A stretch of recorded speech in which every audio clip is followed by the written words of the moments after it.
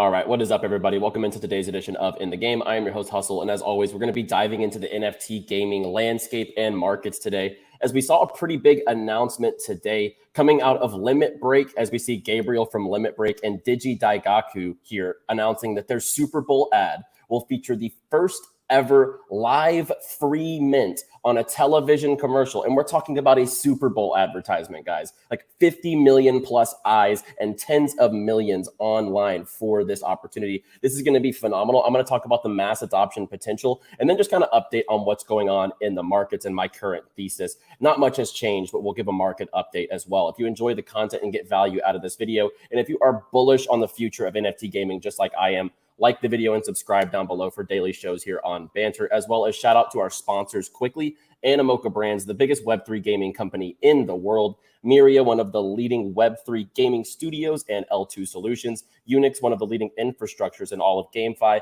MEXC, the official exchange of the In the Game show. And SpinTop, the official crypto gaming index of the In the Game show. Let's go ahead and dive right into it. As mentioned, we're seeing a major announcement from DigiDaigaku that their Super Bowl ad that they announced, by the way, they announced this a while back, that they were going to do a Super Bowl ad. But most people at that time, we didn't really know what was going to be the context behind that. Now, whenever he was initially mentioning it, it was to promote, their project DigiDaigaku, as well as, ETH Gaming is what he said. He said ETH Gaming specifically. But then they're doubling down now, doing a free mint during the Super Bowl commercial. So they'll be giving away free DigiDaigaku Dragon NFTs. Everyone will have a chance to participate. You will not need to be whitelisted to have an opportunity to obtain a free Dragon. All you'll need to do, watch the Super Bowl, see the commercial, scan the QR code, and mint. This will be the most highly anticipated and exclusive free NFT, will be very limited and hard to get. The first time anyone has ever done a live mint during a Super Bowl commercial. We are making television and Web3 history at the same time. Genesis heroes and supervillains will participate in the events, but we are not sharing how yet. And then they link their Discord, I believe, to kind of go ahead and get involved and kind of get more info. But this was kind of their advertisement about a lot more to announce about this free mint in the Super Bowl. So why is this so big? Now, a couple key things to keep in mind here. 50 plus million are going to view the commercial, are going to view the Super Bowl. It's one of the biggest live television events in the world every single year, year on year. And the other thing is that they're doing a QR code.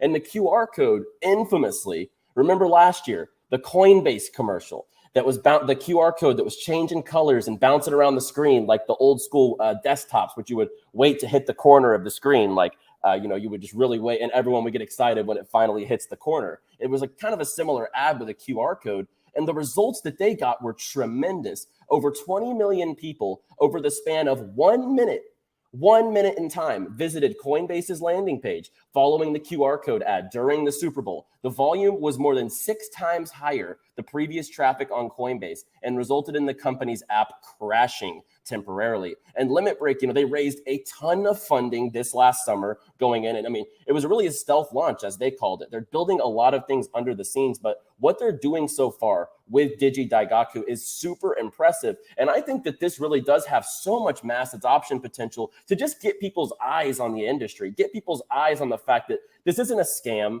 Not everything is going to ask you for tons and tons of money to mint a monkey NFT profile picture, as most people just generalize. They only know the Bored Apes, the people that don't know NFT. They're going to figure out there's a lot more to this industry, and there's more utility than just putting something as your profile picture on Instagram and Twitter, right?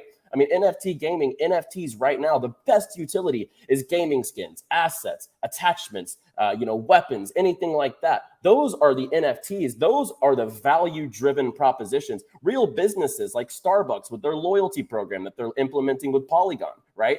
There's so many real-world and actual utility-based purposes for NFTs. And I think that this is a really good way to get A, traffic and eyes on the industry, but B, get more people into the segment and understand that there's more to these products and there's more to it than just social proof. Putting a Bored Ape as your profile picture or a doodle as your profile picture. These aren't just JPEGs. These aren't just worthless pieces of art or whatever you want to call it, right? Most of the assets that are I will reframe this. Most NFTs are trash.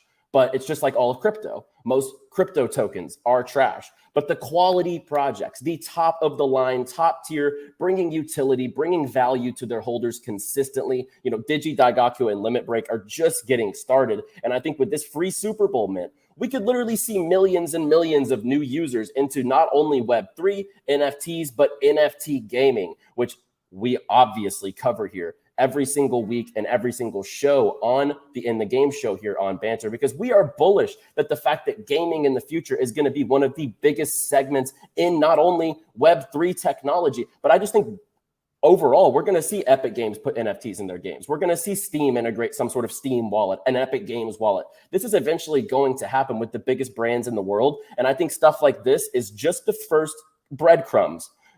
Gabriel from Limit Break is a very smart guy. He has built businesses in the past. He is no stranger to how to market, how to advertise a disruptive technology. And I think that this is a great way to get in front and show people this industry's real. And the fact that they're doing this, I'm really excited to see what comes out of this. Just from an adoption standpoint, this is going to be magnificent. And I do want to say, too, I was out at the Decentral Conference in Miami this week, and the sentiment there, the one thing that people talk about more than anything at these conferences is GameFi, NFT gaming, metaverse.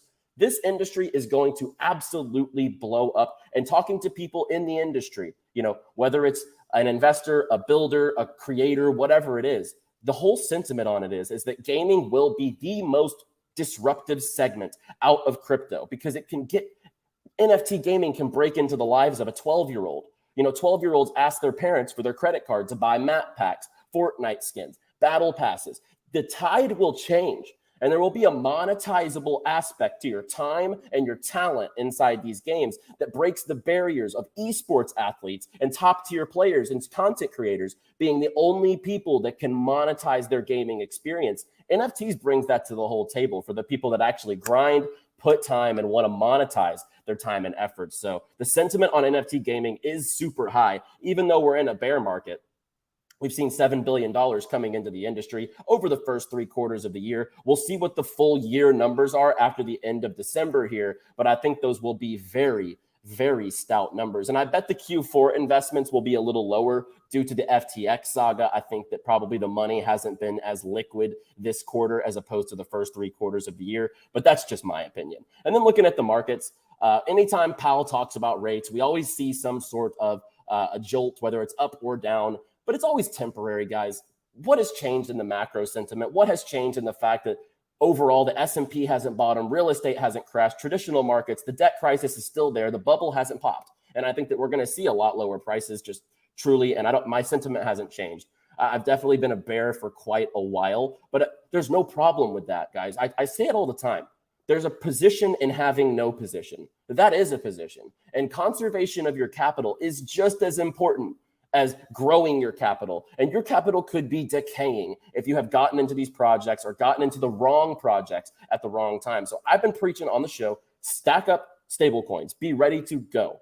Be ready to absolutely get involved in the market when the time comes. Build up your brand in the space, build your business, add value, add cash, whatever you do as a profession. This is the best time to try to double down, maximize your income, build your businesses, build your personal brands, and get out in front and actually be ready for this recession. The people who go harder in these time periods and not let the recession beat them down and wear them down, they're going to come out on the other side of this on top. When they're able to load up on those top projects like the Bitcoins, the Ethereums, the Polygons, and when we take a look at the watch list, there's just so much quality that has taken such tremendous dips. The Vulcan Forge, Ultra. Shout out to Superfarm and Elio yesterday with the official rebrand, with the SuperVerse. The marketplace feature looks super sharp. And I think that everything that they're kind of trying to rebrand from Superfarm to SuperVerse really makes sense. If you didn't see that, I would check it out. I think it was on Elio's Twitter, maybe on his YouTube as well. But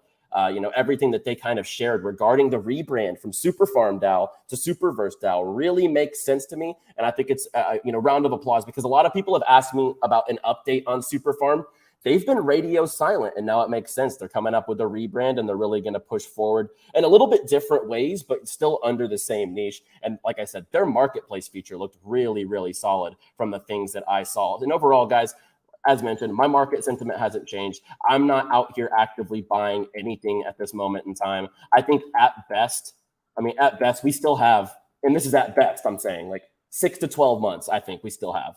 You sit on your hands, prepare, do things on the real cash flow, business, wealth generation side of things, and really focus on that, right? Try to cut down those, unnecessary expenses. It's a recession at the end of the day, right? Be ready, have capital ready, have some stable coins ready, be secure. I would watch Miles' video yesterday on MetaMask. If you're uncomfortable with MetaMask, there are some quality solutions out there. All the security issues, the IP address stuff that's floating around, you always just want to make sure when you're stacking up crypto or stacking stablecoins, do it in a secure source, whether you're Ledger, Trezor, or whatever wallet provider you choose. Like I said, I would check out Miles' video yesterday for more on that. But stay safe, stack up your cash flow, be smart about that, and have some in crypto and stablecoins ready to deploy into the market. And if interested, I get asked this whenever I talk about stablecoins. It's like, isn't this, no one wants to be holding cash in these times, right? Well, Warren Buffett's a lot in cash, so to speak. But at the same time, there are actual platforms out there that aren't Ponzi's, that aren't, the FTXs and the Celsiuses and the BlockFis that are promising you some absurd rates that you can go park your stable coins in and pair them up with other stable coins or whatever you want to do and actually get a little bit of yield on your money. So if you want to try to find those strategies, let me know down below. I can provide a couple of places that I've parked some stable coins that I do have high conviction that they are not a Ponzi scheme, that they are not, because they have a full ecosystem around it. It's not just a lending protocol or a staking protocol with absurd APRs. It is a well-rounded ecosystem. Is something that if I'm going to park my money there and expect some sort of APY on my crypto year after year, it's got to be a full-blown ecosystem that makes complete sense and that is bulletproof. So if that's of interest, where I'm putting my stable coins, let me know in the comments down below. And as always, I will keep you updated on the NFT gaming and crypto gaming metaverse markets going forward here on the In the Game show. Like the video, subscribe for more, and I'll be back tomorrow with another show to close out the week. As always, play well, my friends.